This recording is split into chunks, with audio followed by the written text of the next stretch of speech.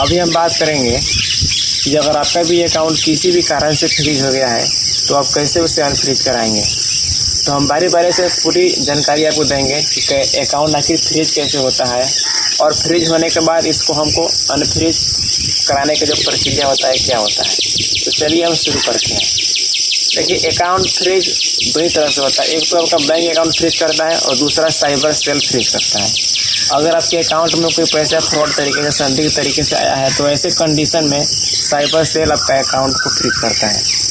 दूसरी बात, अगर आप बैंक में किसी तरह का लोन लिए हैं और समय समय पर उसका EMI चुकता नहीं करते हैं तो ऐसे कंडीशन में बैंक आपके अकाउंट को फ्रीज करता है। इसके अलावा KYC डॉक्यूमेंट सबमिट नहीं करते हैं समय सीमा के अंदर।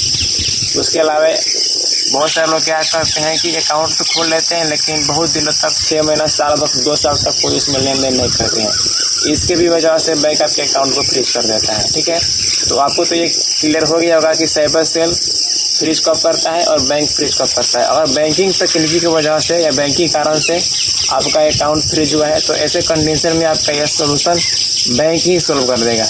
लेकिन अगर साइबर फ्रॉड का क्लेम है अगर आपके अकाउंट पे तो ऐसे कंडीशन में साइबर सेल से NOC लेने के बाद ही आपका अकाउंट अनफ्रीज होता है।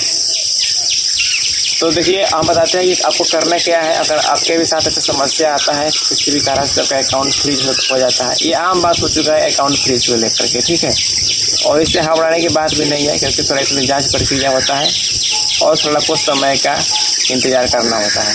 इसमें क्या होता है कि अगर आपके अकाउंट में कभी कभी क्या होता है कि कोई संदिग्ध पैसा आता है तो उस अमाउंट को शीघ्र ही होल्ड करके आपके अकाउंट को चालू कर दिया जाता है। लेकिन कभी कभी कंडीशन में क्या होता है कि एक छोटा अमाउंट के चलते आपका पूरा अकाउंट ही फ्रीज कर दिया जाता है।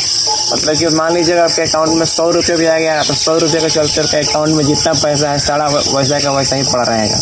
मेरे साथ भी ऐसा हुआ था। HDFC बैंक में मेरा अकाउंट फ्रीज हुआ था। 74 रुपया आया था संदिग्ध अमाउंट, जिस वजह से मेरा पूरे अकाउंट को ही फ्रीज कर दिया गया था। ठीक है, तो सबसे पहले आपको कदम ये उठाना है कि आपको अपने नियरेस्ट ब्रांच में विजिट करना है। ब्रांच जाना है और आपको कारण जानना है कि आपका अकाउंट किस कारण से फ्रीज हुआ है। ठीक है, वहाँ से पूरी जानकारी लेना है। अगर आपका अकाउंट बैंकिंग कारण से, मतलब कि अगर फ्रीज हुआ है तो ये काम आपका बैंक ही सॉल्व कर देगा। लेकिन अगर आपके अकाउंट पर किसी तरह का साइबर क्लेम लगा होगा तो ऐसे कंडीशन में आपको जहाँ से FIR हुआ है, किसी भी साइबर सेल से आपके अकाउंट पर FIR हुआ है तो आपको क्या करना है, उसका डिटेल आपको बैंक से निकलवाना है। या बैंक के अलावा जाए तो अपने नियरेस्ट कोई भी साइबर सेल है, वहाँ भी साइबर सेल थाना होता है, वहाँ से भी जाकर अपना FIR का जो डिटेल है उसको निकलवा पाएंगे। निकालने के बाद वहाँ पर जो भी आपके अधिकारी का, साइबर सेल के अधिकारी का वहाँ पर नंबर दिया रहता है, कॉन्टैक्ट नंबर, जैसे कि इन्वेस्टिगेशन ऑफिसर, पुलिस ऑफिसर का नंबर दिया रहता है। उनसे आप बात करेंगे। ठीक है, आपसे वो कुछ जानकारी लेंगे, आपसे KYC डॉक्यूमेंट मांगेंगे।